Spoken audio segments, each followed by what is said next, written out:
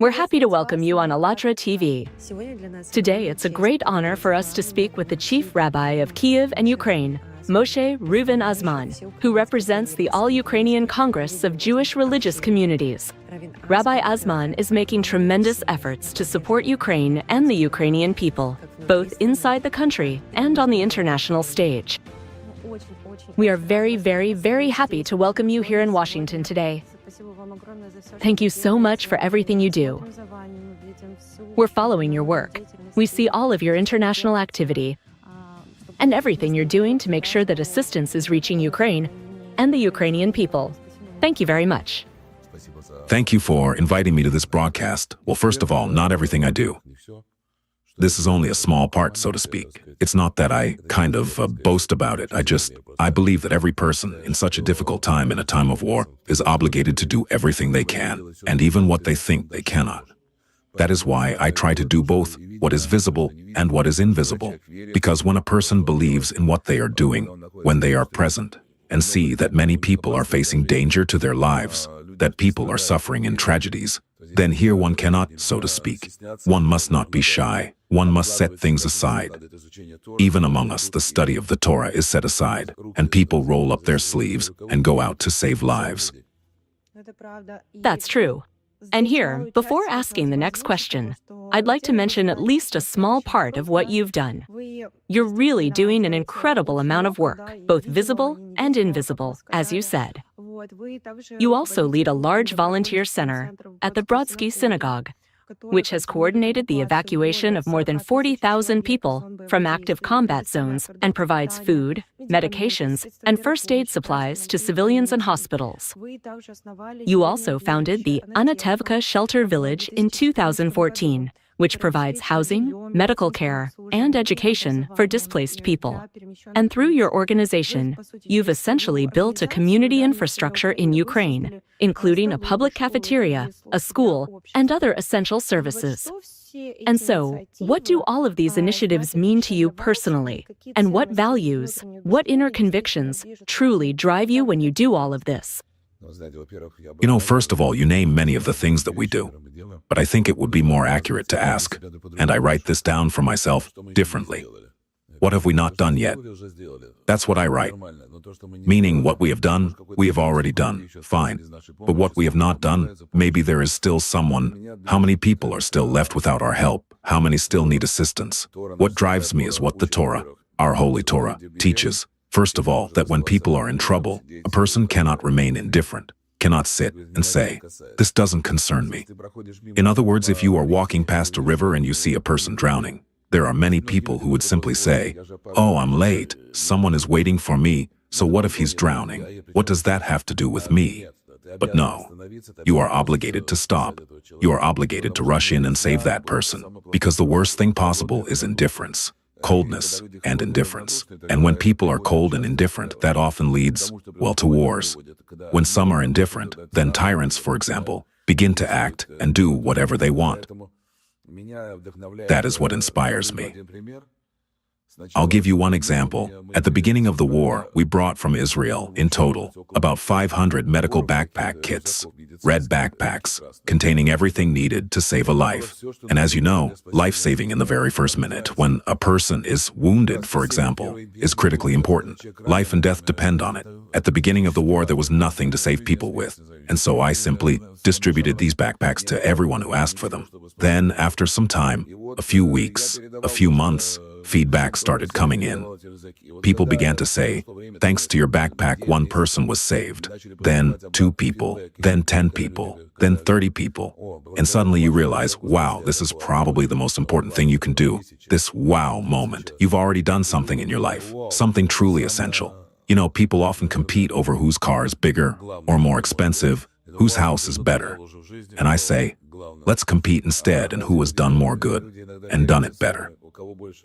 Sometimes people ask me, "Oh, is he doing PR?" No, I'm not doing PR. I don't need PR. It doesn't make my life better. So why do we share all of this publicly? To tell people, let's do better than I did. Odi, let's do more.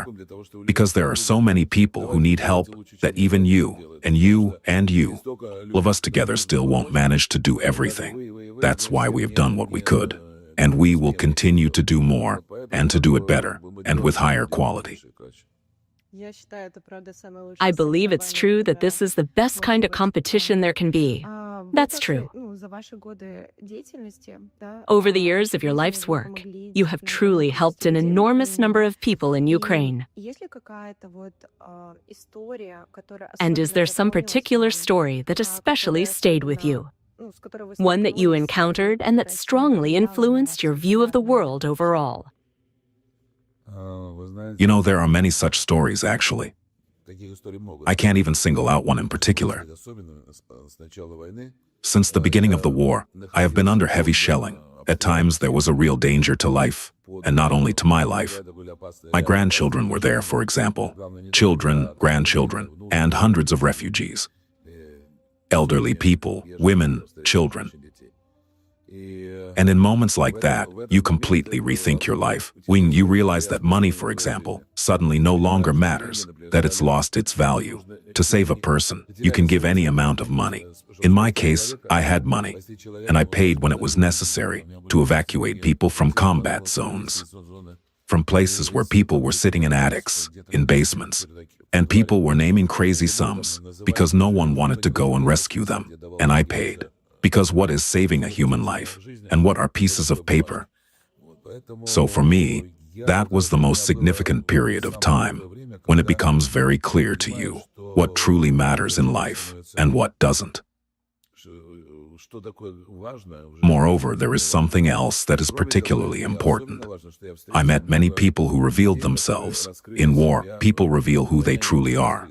Either their good essence comes out, or the opposite, and the overwhelming majority were people about whom I would never have said that they would become heroes. And suddenly, a person who is quiet, modest, whom no one noticed or heard, suddenly shows heroism. I saw many such people. I think that is what has influenced me the most. It is known that you helped organize the visit of Pastor Mark Burns to Ukraine, the spiritual advisor to Donald Trump. Could you please tell us why you felt it was important for him, as a religious leader, to see the situation in Ukraine with his own eyes? And overall, do you consider spiritual diplomacy a key tool for solving global problems? That's a very good example, because my friend, Rabbi Yaakov Lichkin, introduced me to Mark Burns. We went to see him where he lives, in Greenville, North Carolina. We met him and talked. I suddenly realized that much depends on spiritual leaders, because people believe them, people trust them. I met with him 3 times in America. The second time at President Trump's inauguration, he invited me to speak. I spoke to about 1,000 people then, and that was very important to me.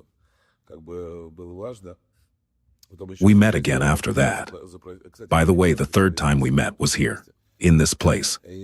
I told him, come to Ukraine. Come see with your own eyes. One thing is, when you tell someone, a person might believe you, but then say, well, I don't know, maybe he's right, maybe he's not sincere, maybe he's hiding something. I told him, I'm not hiding anything. Fly over and see it with your own eyes. When he came, I met him. He arrived and we started in Anativka, our little miracle town. From there, we went to Bordyanka, Bucha, and Irpin. After seeing it all with his own eyes, everything changed for him. Because before that, he says himself. And that is, by the way, a commendable quality. Yes, I was wrong. I was against helping Ukraine. Not many people will say I was wrong. But he found the courage to say it. Then we met with leaders of religious denominations, and they laid out documents for him, showing how many religious sites and homes were destroyed. How many clergy were killed, how many Ukrainian children were abducted by Russia, and so on. Everything was documented and verified. When he saw all of that, and we also went to a hospital, met soldiers and talked with ordinary people, everything was open. No one deceived him. It was, go, see, talk to the people. And in 2 days, his outlook changed. He came back and began to say that America first means helping Ukraine. It doesn't matter which party, it doesn't matter who the president is. You must help the heroic Ukrainian people who are defending their independence and democracy, and in effect, defending other countries too. I'm grateful that he came and saw everything and that he continues to speak the truth every day. I really thank him for that. I believe we should bring as many people as possible. Just recently, I was in Israel at the Wailing Wall, together with Ukraine's Deputy Prime Minister, Taras Kachka. A delegation was at the wall, and we met thousands of pastors who had come from America. We met them there, and among them was an acquaintance of ours, also a pastor, Michael Evans. We told him, "You came to support Israel, and now please come to Ukraine. Bring 1,000 pastors, even 500, 300, however many you can bring. They will come and see with their own eyes, and each of them will then tell the truth to their congregations. Each one reaches thousands, some reach hundreds of thousands. Then everything will be clear." That's why it's so important to bring people, because hearing and seeing are two different things. Hearing is important, but when someone sees it for themselves, there's no arguing with someone who has seen it. That's true. Thank you so much for everything you do, for what you've already done, and what you keep doing. It's a great honor for us to continue this work. Essentially, carry on your mission by recording Pastor Mark Burns's speeches and spreading them here in the United States, in Ukraine, and everywhere else. So thank you very much. I have one more question for you. Given your extensive international efforts, including meetings with American politicians, various think tanks, and religious leaders, all aimed at highlighting Ukraine's role in defending democracy, what key messages or strategies do you find most effective for ensuring continued and strengthened international support for Ukraine? You put that in a very complicated way. Let me just answer by simplifying the question. I'll give you an example. This morning, I was taking a taxi from the hotel to get here. The driver and I got to talking. He was a very nice guy, originally from Ethiopia. He asked me, "Where are you from?" I said, "From Ukraine." And he began asking me questions. I answered him. By the time we arrived, it was about a 15-minute ride. I had explained everything to him, and he was shocked. In just 15 minutes, I told him the whole truth as it is. Now, that's one person who found out, and he'll tell others, maybe his family later today. Maybe he'll talk about it at some event, like a gathering of taxi drivers. And then those drivers will tell it to the people who ride in their taxis. Thus, we never know the impact. So, my principle is this. I come somewhere. I have my own connections, people I know, and sometimes things just happen with God's help. Today, for example, I called some friends and said, "Help arrange a meeting for me with a certain person, a well-known, very influential individual." Unfortunately, I don't have direct access to him, and I don't need a meeting just to say, "Hello." I don't need a photo. I need someone to tell him that I'm a serious person who speaks the truth. So they called me back and I said, "Please pass this on to him. Tell him I want to meet. I work with the Almighty. I carry the truth. I just want to talk. I'm not a politician. So I don't know exactly how it works, but I've seen it happen throughout my life when I speak the truth. It is said in the Tanakh, 'Send your bread upon the waters, and it will come back to you.' Sometimes you throw something into the sea, and it suddenly returns to you, later in a completely different form. That's why our job isn't to do the math, to sit there calculating, oh, will this work? Won't it work? How much have I done? What have I achieved? That's not what I do. Right now, there are many people in Ukraine and really all over the world who are very negative. Why? They say, "Oh, what will tomorrow bring? There's no way out. The war has been going on for 4 years. Everything's bad. They're destroying the infrastructure." But that's the wrong mindset. Right now, we are lighting the Hanukkah candles. Every day we add one more candle. This means we should add more light. There's no point in saying whether things are bad or not bad. That's not up to us. What is up to us is doing good. If each person does something good, then each person's candle can turn into a massive flame. And the advantage of light over darkness as I always say, is that even a little bit of light drives away a lot of darkness. That's my principle. So let's say I come to Washington. I have some meetings lined up, some planned, some unplanned. Often when I arrive, I start with the scheduled meetings. Sometimes they work out, sometimes something falls through, and then suddenly, out of nowhere, another very important meeting comes up. Well, like the one with Mark Burns. I went there to discuss one issue, and then my friend told me, let's go visit a pastor. There's a guy named Pastor Burns. And so we went. We missed our flight that day, right there in Washington. What were we supposed to do? I said, let's get a car. How far is it? An 8-hour drive. I wasn't feeling very well, but I had to drive those 8 hours myself just to make it in time. I couldn't even stop to sleep, and we drove through the day, thank God, but we had to make it. He didn't know who we were, and that was the only day he was available. So we drove and we made it, because I knew we had to try and maybe something would come out of it. I wasn't sure, as I didn't know who he was. I didn't know how he would react. He could have said, you know, I'm not interested in that.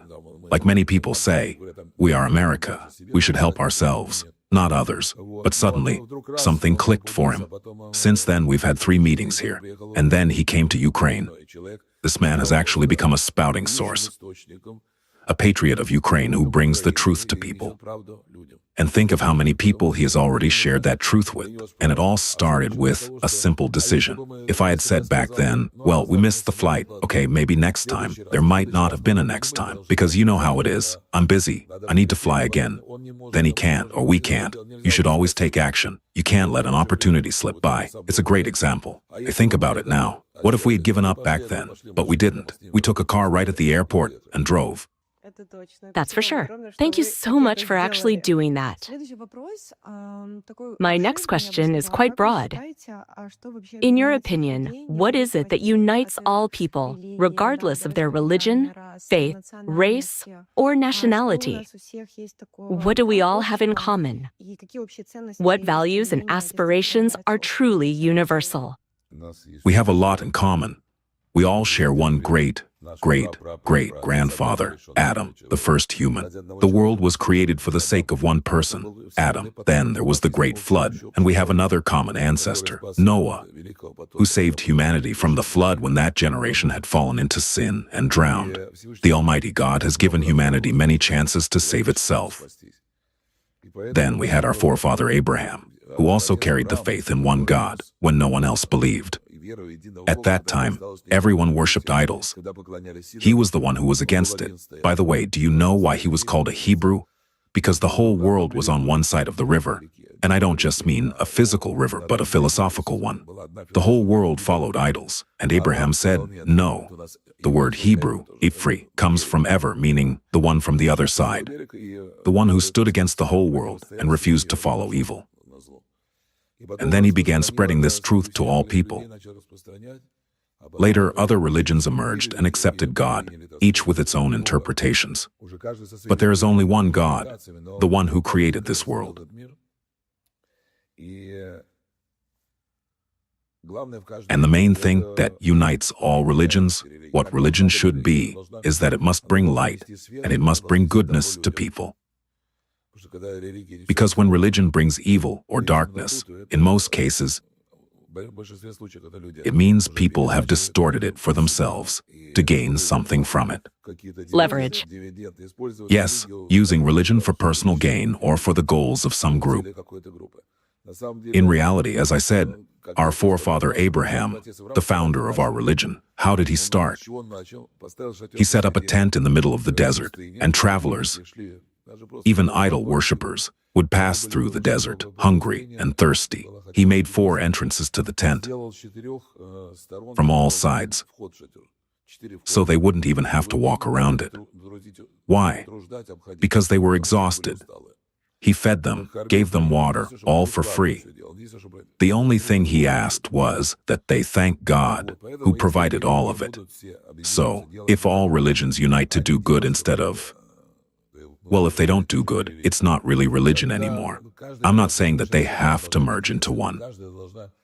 Each faith should maintain its own path, but it must bring light, not darkness. And then everything will be good. Absolutely. If you had the chance to give one piece of advice to the whole world, especially to the young generation, something every person would hear, what would you say? Well, think about why you are living. Don't just close your eyes to it. Really think, what are your values and what are they for? For instance, I was thinking today, most people live with the goal of making more money, gaining some respect, or things like that. But I believe there are different priorities. I was holding a funeral the other day, back in Kyiv. People were crying. At every funeral I lead, I always say, a person takes nothing with them when they go. No gold, no money, no jewelry, no cars. So what do they take? They take only their good deeds, what they've done. Why? Because when a person leaves this world, they take nothing material. I show people examples. Let's say someone built an orphanage, and there is a sign saying this person built it. Or there's that building still standing. Someone built it 100 years ago, but no one cares about what that man built for himself. Thank God we have a commandment to provide for our families and to do good. But how much good a person did for others, that's what they take with them to the Almighty. And there, they receive their true reward. Not with money. Let's call it a true reward, given from the heart. So, people, think about why you're living, where you came from, where you're going, and before whom you will ultimately have to give an account. If you could change at least one thing in the world right now, what would it be and why? I would want to change myself. I try to change myself, and every person should try to change themselves, because changing yourself is much harder than giving advice to others. We usually know very well how this or that is being done wrong. When people are like, that parliament is bad, that president is wrong, well then go run for president or for parliament. And so, will you be able to stand it? Change yourself? You see how they behave there? Well, for example, there's a kitchen worker, a cook. He shouts, and you tell him, don't shout. Instead, make sure food isn't taken out, that it isn't stolen. It's a small thing, but from that grows something bigger later, because when that cook becomes a deputy, he can already steal on a much larger scale. That's why we start with ourselves. When at your own level, no matter who you are, each person does this. You change yourself, and then you change the world. Indeed, these are truly beautiful words, and I think this is a wonderful conclusion to our interview. We would be happy to continue these conversations, perhaps during your next visit, and we will be very glad to see you again. Thank you so much. Is there anything else you would like to add? Friends, what I want to say is this. I came here to Washington. Today, Washington is the capital of the United States of America. But Washington is also a world capital because so much depends on what happens here, financially, militarily, and politically. And therefore, a great deal depends on the American president, on Parliament, on Congress, the Senate, and on the American people. So what I want to say is this. It does not matter which party is in power. Support for a just, defensive war must continue. The defense of Ukraine, because the Ukrainian people are standing heroically in defense of their country, their families, Europe, and I believe, the world as well. Because dark forces, what I call the axis of evil, dictatorial countries that attacked Ukraine and Israel, are trying to bring disaster to the world, a kind of flood. It doesn't matter what. The main thing is to kill and conquer.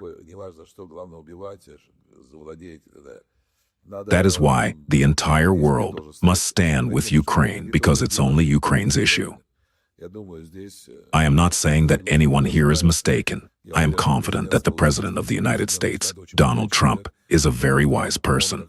I am convinced that he is thinking about the fact that people are dying, that many soldiers are dying, and therefore everything must be done to achieve peace, but not peace at any cost. Peace must be achieved wisely, so that there will be no more war. I hope that when the Messiah comes soon, and we pray for his coming, there will be no more wars. But until then, we must do everything possible to achieve a just peace. That's how it is. And thank you to everyone who has helped, who is helping, and who will continue to help. Thank you very much. Glory to Ukraine. Glory to the heroes. Thank you, everybody that coming here. Thank you, Pastor Mark Burns, that you are a real patriot of Ukraine. And from the first time that I met you till now, that God take you to the right place. I would like to say you that I asked to Pastor Mark Burns to come to Ukraine, and he agreed.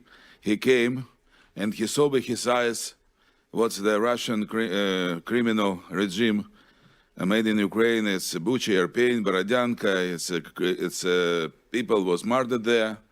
I saw his heart was broken, and after this he talked. We have meeting with the religions representative, all religions in Ukraine, and they brought him truth. How many Ukrainian children was stole to Russia? How many religion buildings was destroyed? How many priests was killed? What Russia did in Ukraine? And his heart was.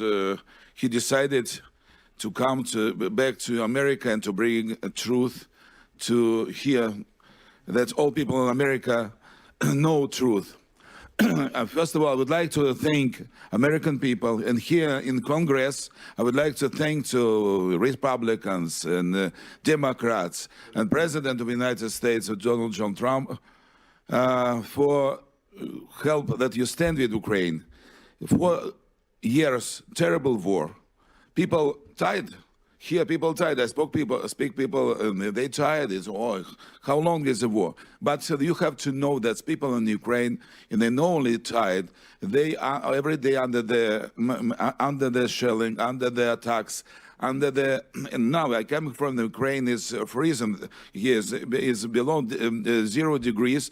And people in Russia attacked the civil infrastructure, and people sitting in the buildings without heating, without light, without water, without an elevator work. And my volunteers come personally to the 20 floors to bring the old people water, to bring them food, to bring them warm clothes, and to evacuate people. When you see it, you understand immediately what is our prayer. I think people here, I was here today, it was prayer breakfast, people here pray, but now it's not enough. We have to pray, but when we see the people in the tragedy, we come them to save them. That's why I thank God that gave me opportunity to be in the right place in the right time. I'm from the first day of the war. I didn't leave Ukraine. I could leave Ukraine, but I didn't leave Ukraine. And I was a few times under the strong shelling and risked my life. And I proud that I knew volunteers and Christian volunteers that lost their lives in the beginning of the war, in the middle of the war, lost their lives to defend people. And thank the Ukrainian soldiers, heroic soldiers. That's the strong defense Ukraine that don't want to give up and to go to slavery, back to Soviet Union, back to Russia. I was born in Russia. I was born in Leningrad, as Putin was born, but he was KGB at that time. I was investigated by KGB, and that's why I know what's now the Russia. They say that would like to rebuild Soviet Union, And we as a Jewish people, we was in slavery in Egypt, slavery, and we escaped. God escaped us from Egypt, and Pharaoh wanted to take us back to Egypt, to slavery. The same thing that the Ukrainian people, the Russia, would like to take back them back to Soviet Union, to the slavery. They don't want. They want freedom, and the freedom name, it has name, and it's called Ukraine. And and I think it's General Budanov say, no? Yes, it's yeah. General Budanov, now he's in negotiations, in a peace negotiation. And I would like to say a few words about Ukrainian children. And Pastor Mark Burns, remember that 20,000 then you see to the mass media, he usually say that 20,000 more, much more than 20,000 Ukrainian children they took to Russia, and they tried to that they forgot their identity, their culture, their language, their motherland. I, as a Jewish people, I remember the story that Russia did in 1827. That was the law, Tsar law, to take the Jewish children to the army for 25 years. Yes, and they took them from their homes, and they took them to the army, and they did all of the Russian Tsar soldiers, that they will forget their home, their language, their history, their religion, and that's the same thing Russia do now to Ukrainian people. I think that everyone in the world can. He was born free. That's why everyone can choose here who is with a religion, what he wants to do, and where he wants to live, and which language to speak. That's why I think that we have to thank God that we together, all good people, will in the right side, and the excess of evil, I call it Iran regime, that's with God help Donald Trump, and America will destroy a regime in Iran, North Korea, Russia, and another countries that kill people, that kill own people, don't allow them to be freedom. Thank you very much, the Pastor Mark Burns, to invite me. God bless you and all people here that stand with Ukraine. And I would like to, I continue to bring people to Ukraine. I ask people, please come to Ukraine, see by your eyes what's happened there. And I think here I have to be one. I just speak with one young businessman, Jordan Kestelman. I asked him and come to Ukraine and just begin to invest to Ukraine, invest just $6 million and wants to bring $1 billion investment to Ukraine and pay Ukraine. I would thank him. And Jordan, come. And today they say, yes, I continue to invest to Ukraine because I believe that Ukraine will be restored, will be a good country, free country. Thank you very much. God bless you. God bless America. God bless Ukraine. Thank you.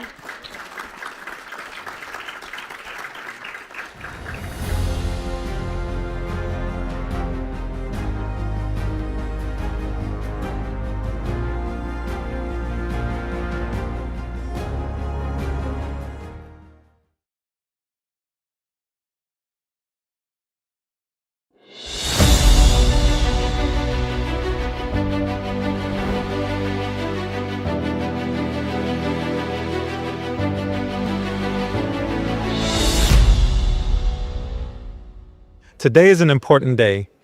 Freedom has a name, and it's called Ukraine. We're gathered here at the Rayburn House Office building, where people from across the country have gathered to show their support for Ukraine and the Ukrainian people.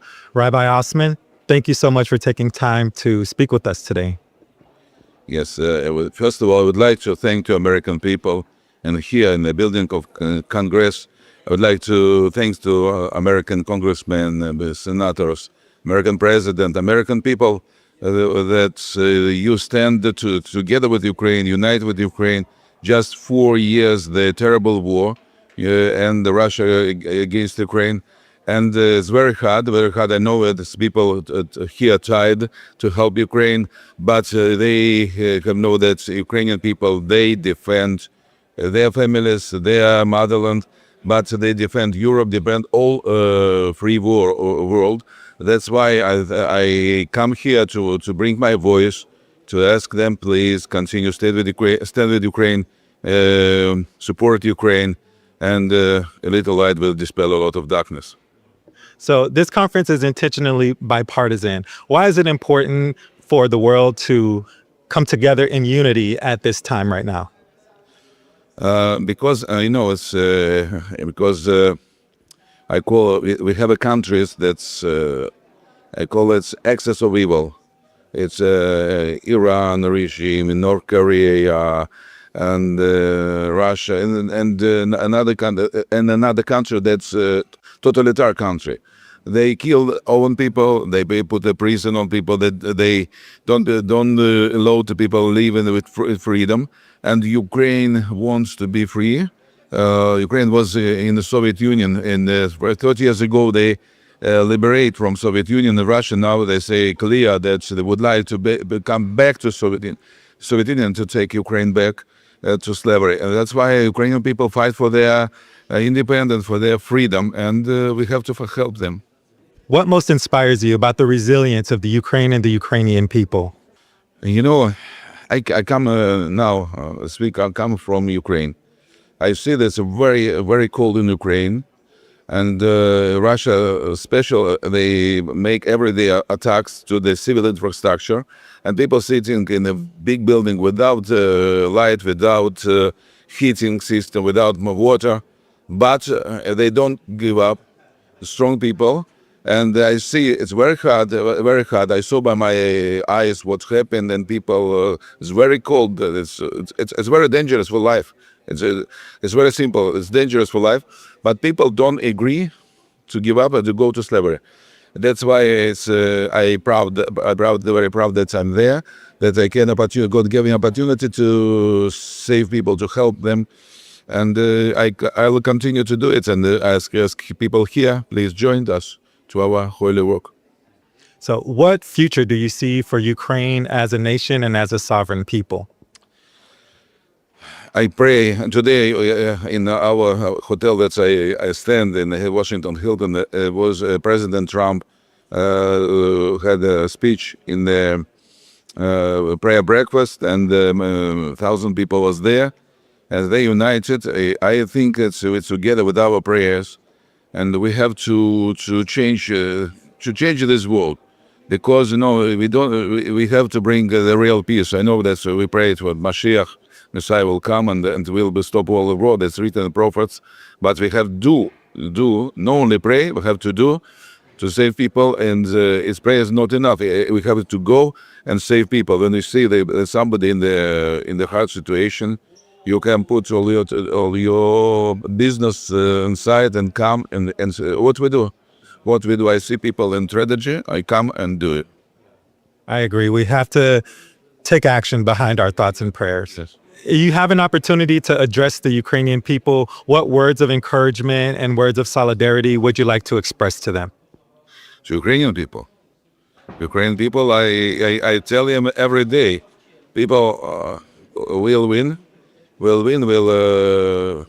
pray, God with us, because, I know and I'm sure that a light is not the same as darkness. Little lights dispel a lot of darkness, and people, all the world stand with Ukraine, and American people stand in Ukraine, and together we'll win. God will bring us a real peace, no simple peace, a real peace. And I pray that Donald Trump and the American government will bring us real peace, and negotiation will come to the real peace result.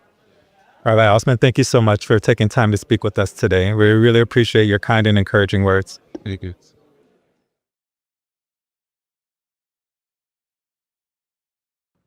Good afternoon, Rabbi Azman. Thank you so much for joining us for another interview today. We are very, very happy to welcome you to Washington.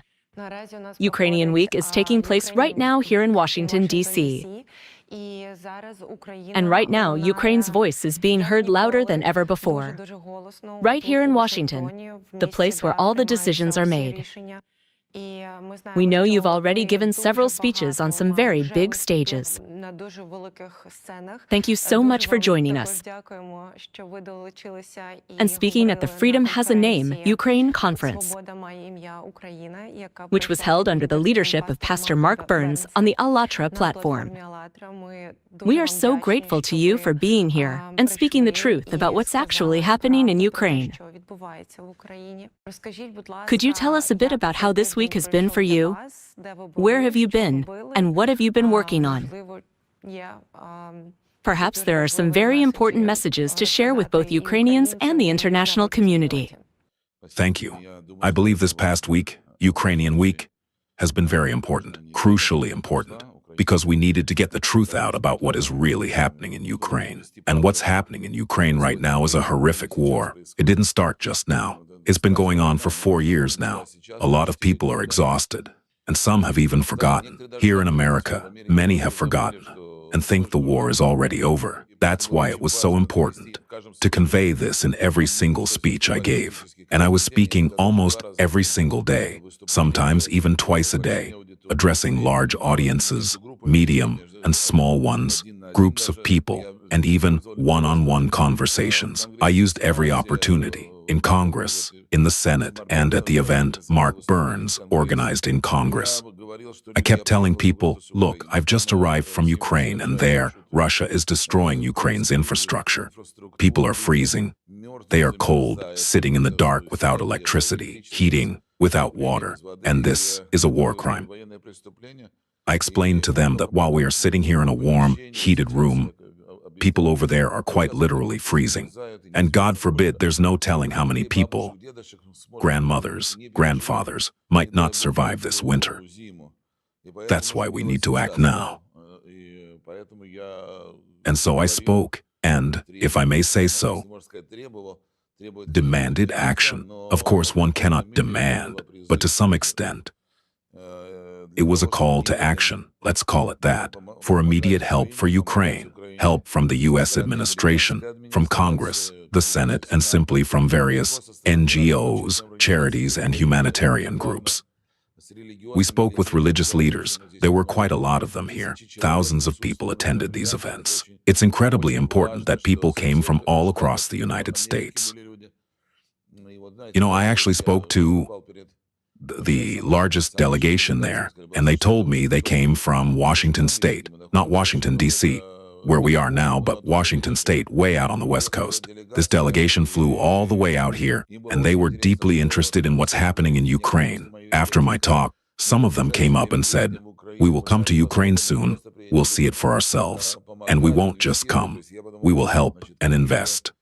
And I thought, wow, that means some seeds have sprouted or are starting to sprout right here and now. I want to thank the organizers of this conference because for a whole week, everyone here spoke about Ukraine. You know, today was the final Shabbat.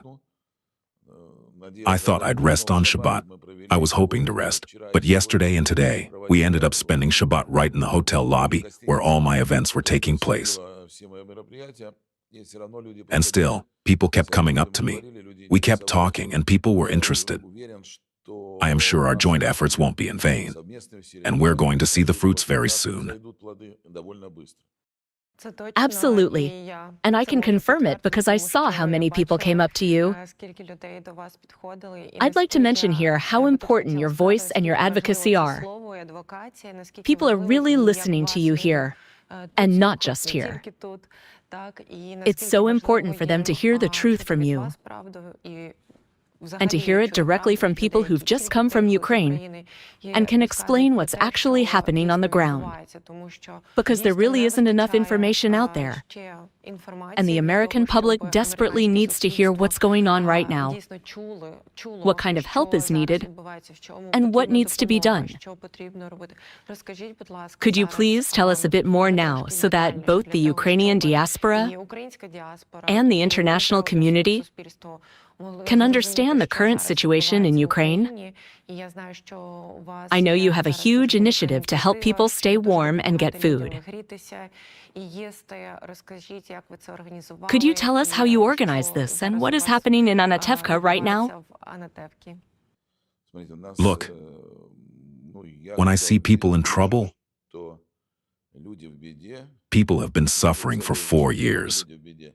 But now we are facing something new, a harsh winter.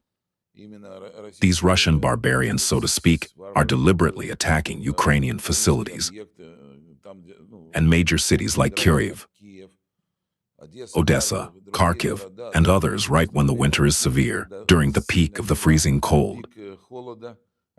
They are destroying power stations, thermal power stations, and heating grids. This is equivalent to, I've said this before, I compare it to the siege of Leningrad. We actually just passed the anniversary of the siege of Leningrad, which my father survived as a young boy. It started in 1941 or 42 and lasted until 1944. He told me himself that besides hunger, there was a terrible cold. People froze to death. It was the same tactic. The Nazi troops used their planes to destroy the infrastructure. And suddenly I see them doing the exact same thing. Russian planes and missiles are destroying it. Imagine an elderly woman living on the 20th floor. The elevator isn't working. She's living in the freezing cold, literally freezing, with no water, no electricity. What is she supposed to do? She can't go up and down those stairs. Sure, we help some people. We help. People help. The city helps. But how much can one help? Kyiv is a city of 3.5 million. Other cities are also in the millions. Even if everyone helps, there are still so many people. And for many, we simply don't know where they live or who exactly needs help. It's terrifying. That's the message I was trying to get across. And so we started to help. I said we're going to use absolutely everything we have to help for as long as it lasts. Someone even told me, listen, on a scale this massive, what can you really do? Okay, you have 1, 2, 3 buses. What difference will that make? I said, well, we can help 100 people, 200, 300, 400. If we start helping, others will follow suit. By the way, I recently read that the military and other mobile centers have joined our initiative. Plus, the city is taking action too. They've set up these warming tents, the points of invincibility. We organized our Mitzvatanks, the tanks of commandments that previously served as our spiritual centers.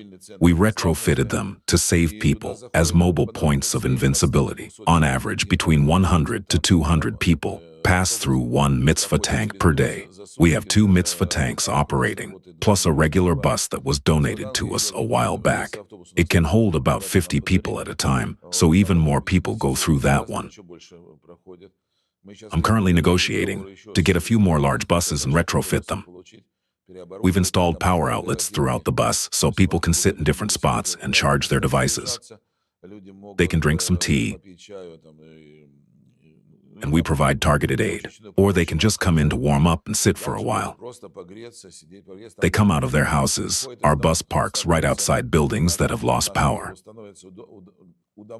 Word gets around quickly. People notify each other on local websites, local WhatsApp groups, and they just come down to warm up. So, we give them physical warmth, but our volunteers also give them warmth of the soul. We do what we can. I think if other people, or anyone with the means, or charitable and volunteer organizations, can do the same, then the more people we save, the better. How are the children coping with all of this? I know you just mentioned the elderly, and I realize how incredibly hard it is for them. But what is happening with the kids? My heart just ached. When we first started this program, I would go there myself every day to oversee things, and not just to oversee, but to think through the logistics, how to do it better. Should we park in the same spot every day so people get used to it and know we're there? Or should we move to different locations every day? I'd be there, and, for example, a mother would come in with her kids and say, it's 5 degrees Celsius in our home. We're freezing. They didn't ask for anything. She said, we just go outside to warm up. We don't know where to go. Sometimes we go into a store or somewhere else. I said, come with us. We'll give you shelter at one of our facilities, in Anatevka or elsewhere. We have already sheltered many people. Well, we try to take in as many as we can. Some people asked for blankets, so we bought blankets. For others, well, In short, we are trying to do whatever we can. Unfortunately, our financial resources are limited. We've already exhausted just about everything we had. So, if anyone, let's say, wants to help us, it will all go directly to this. Right now, the need is immense. We are buying diesel for generators and wood pellets for private heating. We have these large heating boilers set up over there. We need food for the people, medicine, and so much more. So if anyone listening to this wants to join in, it is vital right now, today. Have them reach out to us, and I'll tell them exactly how they can help. Thank you so much for what you are doing. It really is. I don't even know how many people you've already provided warmth for, and how many more you will. Thank you so much. You know, I want to say, I sometimes feel like there was that movie, Schindler's List, about how Schindler saved the Jews. And at the very end of the movie, he takes out his diamonds, the ring he had, whatever, saying, I could have saved 100 more people. I could have saved so many more. What do I need these stones for if I could have saved more?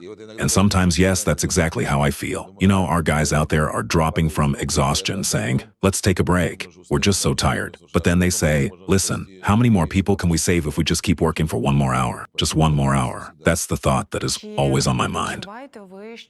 Do you feel that helping Ukraine is part of your spiritual mission? You know, today on Shabbat, we read the Torah portion called Yitro, which tells the story of the giving of the Torah at Mount Sinai. And when the Almighty gave us the Torah, and Torah is the word Ra, which means instruction, a guide for action. So the Torah obligates us. It was given to bring spirituality into this material world.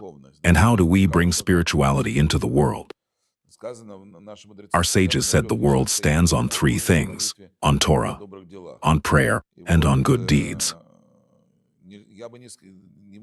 And I wouldn't say that good deeds are merely material. If we bring aid to people, if we save people, that is spirituality. We do it using material things, but at its core, it is spirituality. That is why we are messengers in this world. That is, the Almighty commands it of us. It is said in our Torah that if someone is in trouble, you cannot just sit there and do nothing. There is a story about the Alter Rebbe, the first Lubavitcher Rebbe. Actually, no, it was the second Lubavitcher Rebbe. He was a very spiritual man, very otherworldly. He was studying Torah and had completely forgotten about the physical world. Meanwhile, upstairs, a baby was crying.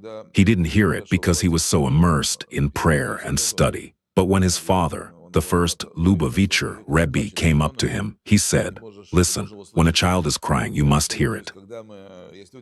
So there are people who focus entirely on, yes, we had prayer breakfasts here, for instance. And indeed, prayer is essential. You can't do without prayer. We must turn to the Almighty. But if a person prays all day while a baby cries nearby, and he doesn't save that child, well, in Judaism, that's not just wrong. It means you don't know what you're supposed to be doing. In our tradition, you must put down the book and go save that person. If someone is crying, if someone is suffering, you can't just sit there thinking, oh, someone else will save them. No, if you walk past, in fact, there's a specific commandment in the Torah. Do not stand idly by the blood of your neighbor. If you walk past and someone is drowning and screaming, you can't say, oh, I'm late for a meeting, maybe someone else will save him. No, you are obligated to stop, grab a lifebuoy, and go save him. It's not just a desire, it is a duty. Therefore, I believe that saving people, given what is happening now, people whose lives, health, children, and loved ones are under threat, and soldiers are people too. Saving lives and human health is a mitzvah commandment from the Torah, and therefore, it is spirituality, bringing someone a glass of water so they don't die of thirst or hunger. That is spirituality. If all we do is pray, I mean we must pray. God forbid I ever diminish the importance of prayer. But if we pray while someone is dying nearby and we refuse to hear them, then I don't believe that prayer ever reaches heaven. This is exactly why we live in a material world. The Almighty sent our souls here, wrapped them in material bodies, so that in this material world we can perform practical, material commandments. not just be theorists. There are a lot of theorists out there. They will tell you the right way to do things, the right way to pray, the right way to do this or that, but there is no action behind it. But another person, and this is what I do, excuse me, but when I get a call and hear about a problem, I immediately start figuring out how to solve it, how to handle the logistics, how to fix it properly, urgently, quickly, without any bureaucracy. That is what it's all about. The Almighty, it is written, Chesed, kindness, built the world. The Almighty built this world on kindness. It is written, Ki shafetz, Chesed hu, for he desires kindness. The Almighty was self-sufficient. He didn't need to create this world. He had everything he needed. He created the world to bestow some kindness upon it. And we must be like the Almighty. Therefore, we must bring kindness and do good. How much good should we do? As much as we can. There are no limits here. Thank you so much. What you're saying really hits home. As you said, prayer and action absolutely must go hand in hand. Thank you so much for that. Thank you very much. This isn't the first time you've made this journey from Kyiv to Washington, and not just Washington, D.C., but New York and many other places, to bring the truth to the international community. We understand how important this is, because without united efforts, without support, it is very difficult. So thank you very much for this. I'd like to ask you, what message do you have for the international community, the Ukrainian diaspora, and the American people? What is the single most important thing everyone needs to understand about this war in Ukraine? What perhaps has not been conveyed enough? Something that people over here might still be misunderstanding? You know, I've noticed here in America, once again, that there's still a lot of lingering misunderstanding, or perhaps Russian propaganda is just doing its job in a very, let's say, clever and cunning way, distorting reality.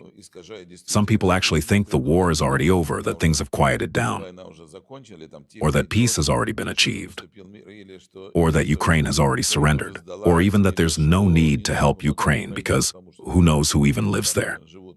So many of these kinds of narratives just suddenly pop up out of nowhere. I've even met some officials here.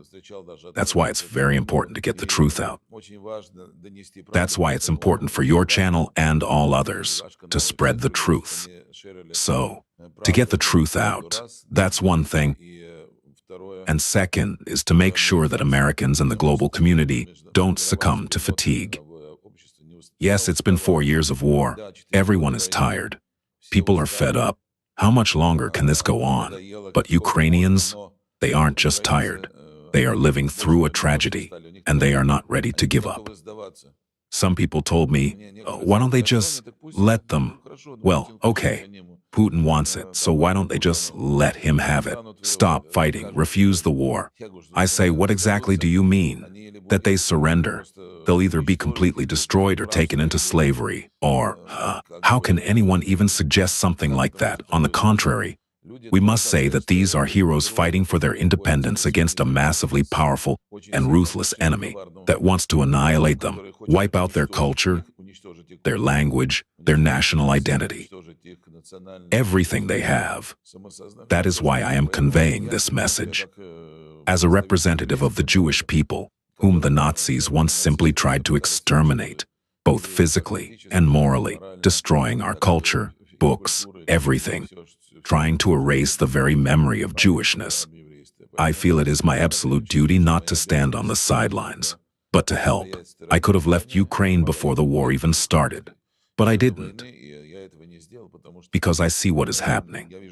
This is a repeat of the exact same narrative from World War II, just coming from a different direction. We cannot stay silent, otherwise it will spread to other countries. It's not just about Ukraine. Ukraine is defending not only itself, it is defending Europe, even defending America. Ukraine is defending the entire free world. Look who Russia has allied itself with. Iran. Iran is currently just the same source of evil, destroying its own people. And it wants to destroy Israel. They are supplying Russia with Shahed drones, which are used to bombard peaceful Ukrainian cities every single day. And in return, Russia is paying them back with, who knows, nuclear technologies or other barbaric things. So the empire of evil doesn't sleep. That's why the entire free world, the normal world, must stand on the side of Ukraine and on the side of Israel. That is so true. Ukraine is playing a very key role because it is fighting not only for its own freedom, but also for the freedom of the entire world. And I really appreciate that you brought up this invincibility of the Ukrainian people, that unbreakable spirit. These are people who refuse to fall into despair, who are truly ready to stand their ground and endure, no matter what. Like you said, a lot of people watch and think, perhaps, that it's all over there, and so on. But if people actually paid attention to what's happening inside Ukraine, they would see that red map every day and see that every single night, there are these attacks, and that this is far from over. What are your thoughts on this invincibility? How do you see these people? What helps the Ukrainian people not to give up? You know, yesterday at the gala dinner held at the Washington Hotel, the Washington Hilton, there were many people, and one of the speakers was a soldier. Unfortunately, I don't remember his name, but he is a true hero. He shared his story of how he had to survive and fight while completely surrounded by the enemy. They went for about 2.5 days without water, and how at the very last second, the Almighty gave them water, and they fought heroically, saving their friends. And in the end, he and the majority of his friends managed to break out of that encirclement, even though they had zero chance. And this is, such heroic stories. You know, after World War II, there were many heroic stories about Soviet people who fought and made these miraculous escapes.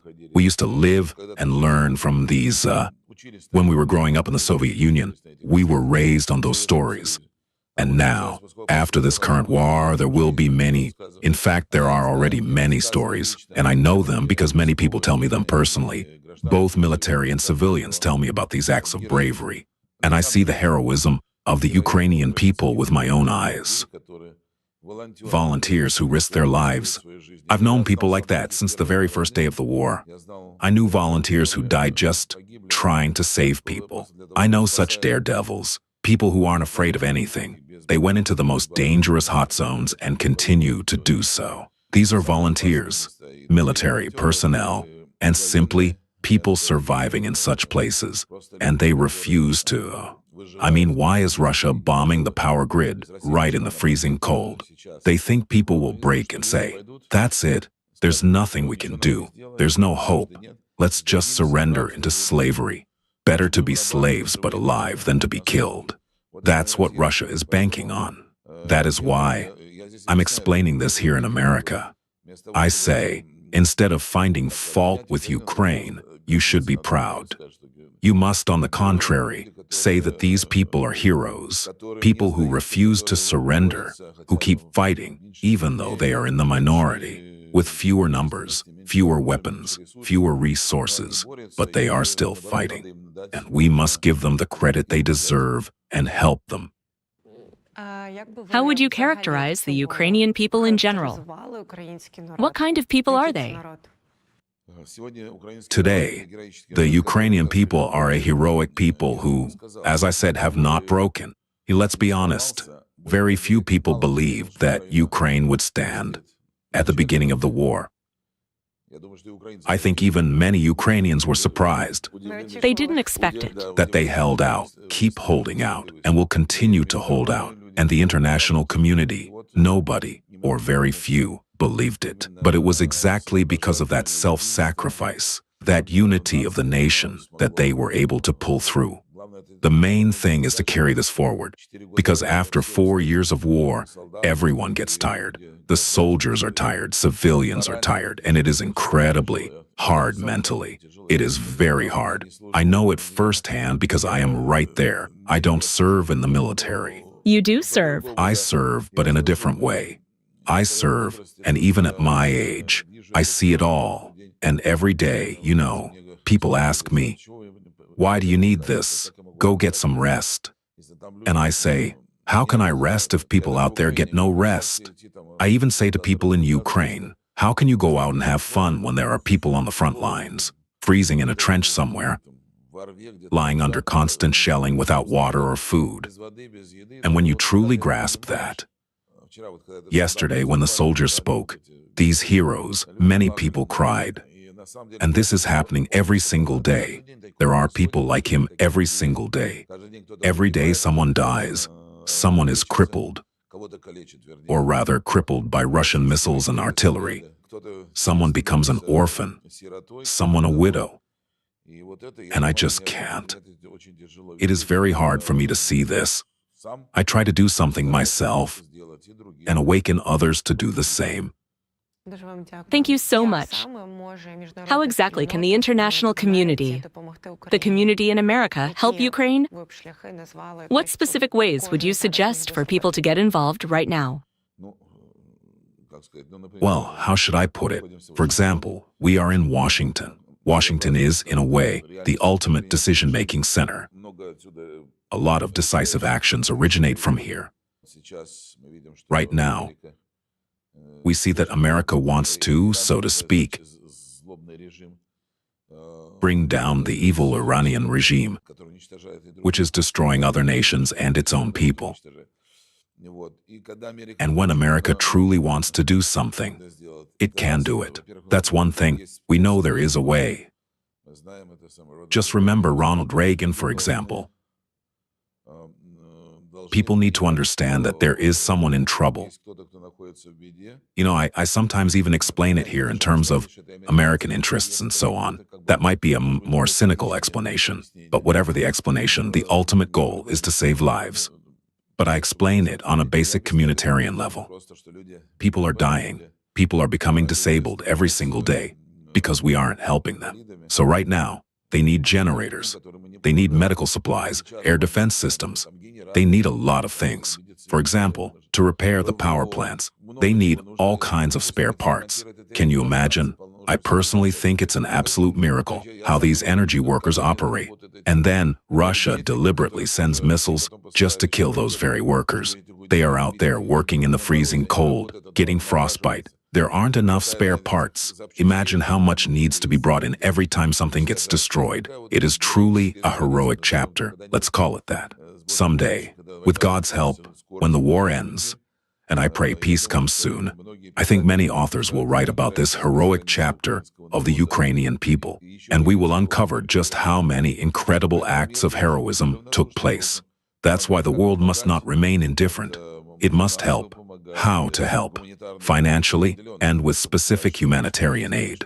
Not just sending whatever is lying around, but sending exactly what is needed. To do that, you need to find out what is needed. Right now, it's generators. It's those, what are they called? Eco-flows, which store energy, power banks, medical supplies. There are so many ways to help, so reach out. We are ready to receive aid and distribute it properly. I always go myself when we receive it. Right now, very little humanitarian aid is coming in, practically none. But when we did receive it, I always went myself to check. Not just that it arrived, but that it reached the right recipients, that it was functional, and that everything was up and running. For instance, we brought in water purification devices. I would go personally to see exactly where they were needed. We would hand them over, and a month later, once everything was connected, I would go back personally to check on it again. I saw people drinking clean water. Everything was fine. It was working. I do it to make sure it doesn't sit in a warehouse somewhere, so that there's no bureaucratic red tape. I believe it's very important that aid is provided promptly and quickly, delivered to the destination, and put to work right away. Thank you so much, and I want to appeal to everyone. Please continue staying informed about what is happening in Ukraine. Please follow Rabbi Azman. Get involved and absolutely unconditionally support Ukraine. підтримували Україну. While I'm here in Washington, D.C., I want to take a moment to thank everyone, the American people, the President of the United States, Congress, both Republicans and Democrats, the Senate, the government, the administration, the State Department, everyone, and simply the American people who helped, are helping, and will, I hope, help Ukraine. And we thank you for tirelessly coming to Washington and making sure everyone learns the truth, for your incredible advocacy, for never giving up, and for doing so much to help. Thank you very much. Blessings to you as well.